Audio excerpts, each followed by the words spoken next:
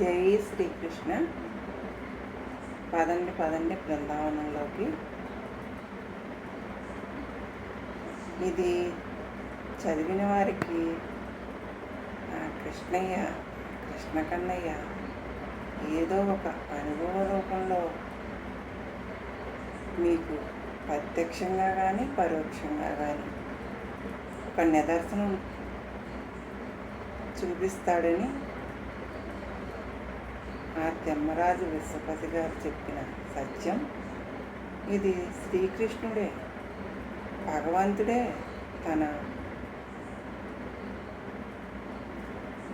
తన చరిత్రని భగవంతుడే చెప్పి రాయించుకున్నటువంటి శ్రీకృష్ణ చరితామృతం. విశ్వపతి గారితో స్వయంగా తానే చెప్పి రాయించుకున్నటువంటి కృష్ణ చరితామృతం అండి.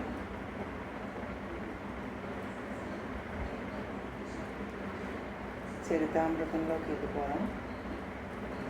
ఇది నిజమా భ్రమ అనుకుంటుండగానే కన్నయ్య నా పక్కనే చిన్నగా నవ్వుతూ కనపడేవాడు.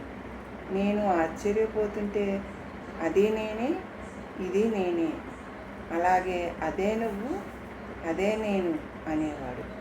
నేను కన్నయ్యని అలా చూస్తుంటే ఎంతో తేజస్సుతో నవ్వుతూ పద పద మనిద్దరం ఒక్కటే, మన పుస్తకంలోకి వెళదాం అనేవాడు. ఆ రోజు గోకులం అంతా చాలా హడావుడిగా ఉంది. ఒక దూరపు ఊరు నుంచి ఒక చిత్రకారుడు వచ్చాడు.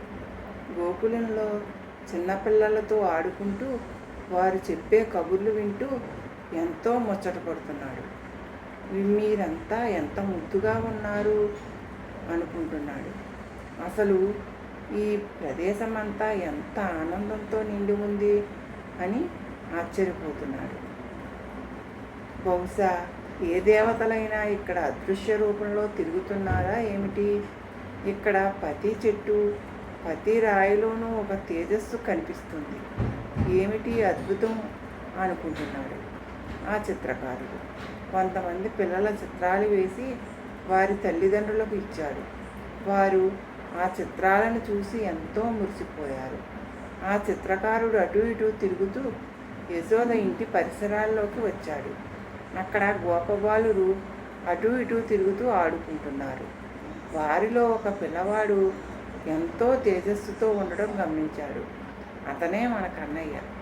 ఆ చిలిపి కళ్ళు, ఆ అద్భుతమైన చిలిపి చిరునవ్వు, అటు ఇటు ఎగురుతూ ఆడుతుండడం వల్ల చిందరవందరగా ఉన్న జుట్టు, మధ్యలో నెమలి పించం, చక్కటి నీలవర్ణం మట్టిలో ఆడటంతో ఆ మట్టి కన్నయ్య శరీరంపై పడి నీలవర్ణంతో కలిసి ఇంకొక అద్భుతమైన రంగుతో ప్రకాశిస్తోంది.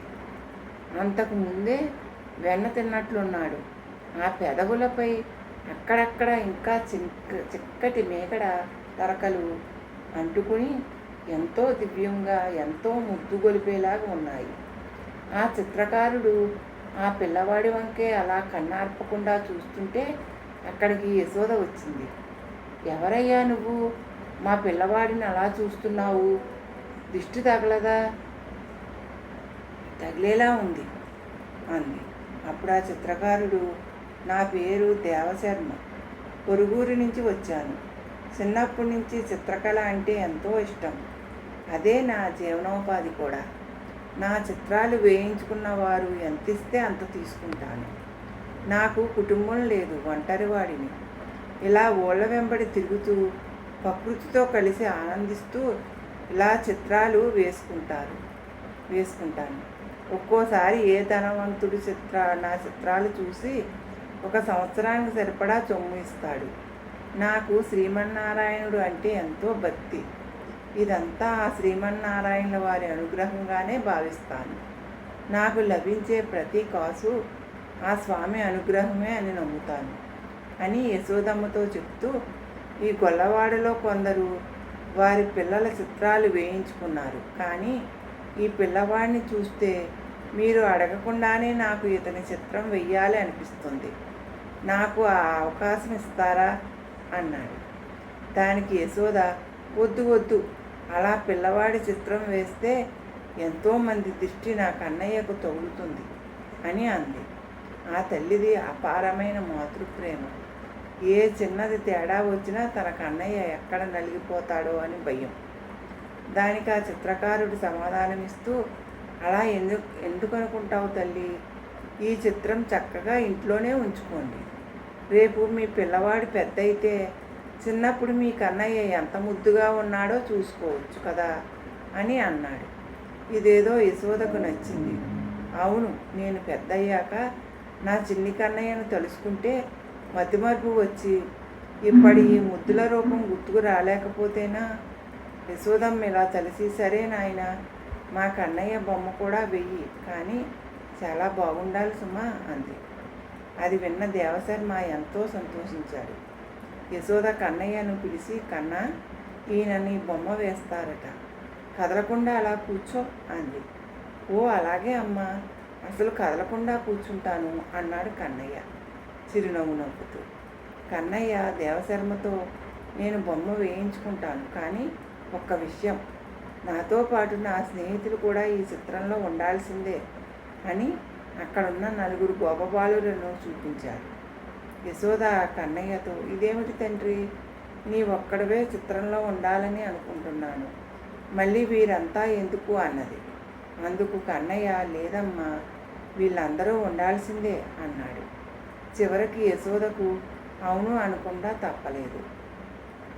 దేవశర్మ తన వద్దనున్న కుంచెలను రంగులను తీసి అక్కడున్న ఒక పెద్ద రాతి బండపై కూర్చున్నాడు. ఎదురుగా కన్నయ్య, 4 గోపబాలురు అటు ఇటు తిరుగుతూ ఏవో కబుర్లు చెప్పుకుంటూ ఉన్నారు. అప్పుడు దేవశర్మ వారితో, పిల్లల్లారా, ఒక్క అరగంట కదలకుండా ఉండండి, మీకు చక్కటి చిత్రం గీసి ఇస్తాను. కదలకుండా ఉంటే మీరందరూ ఎంతో ముద్దుగా ఈ చిత్రంలో వస్తారు అన్నాడు. అప్పుడు అందరూ కదలకుండా కూర్చున్నారు. సర్వం శ్రీకృష్ణార్పణమస్తు.